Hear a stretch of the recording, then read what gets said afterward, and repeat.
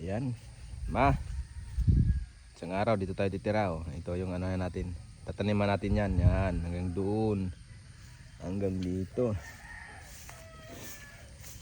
Hanggang dito. Ito. Hanggang doon. Hanggang doon. Hanggang doon. Hanggang doon. Hanggang doon. Yan. Oh. Hanggang doon. Kita nyo. Tapos hindi na tayo mano. Dahil merong bumba. Yan, may tawag ng puso, ayan oh. Lakas ng tubig, pwede ka na maligo rito. Tapos pagpasok mo dito, ayan. Yan, ito yung loob. Ayan. So, bali, ito yung CR. Ayan, CR yan. Tapos ito yung hagdanan. Hindi tayo pwede sumakay ng elevator dahil delikado, baka maubusan ng kuryente. Maubusan ng gasolina yung elevator natin. So, ayan.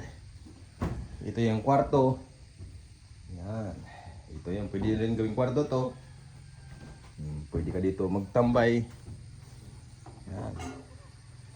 So bali ito yung view. Yan. Yan. Ayan yung baba. So, gusto mo lipat sa kabila, lipat tayo. Yan. So ito, yan.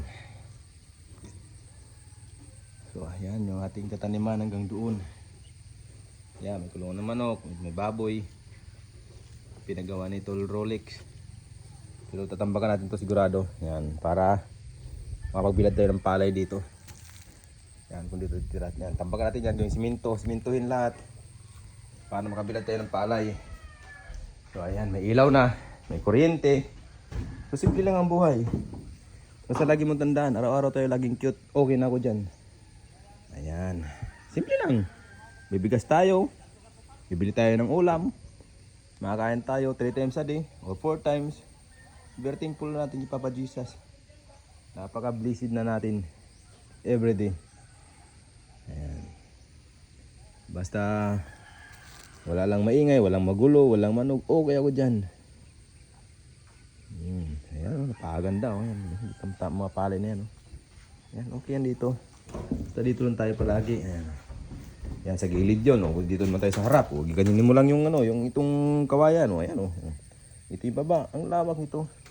Lalagyan lang natin, sisimintuhin na lang natin ito para may ano ng palay kasi kailangan talaga to. Importante talaga.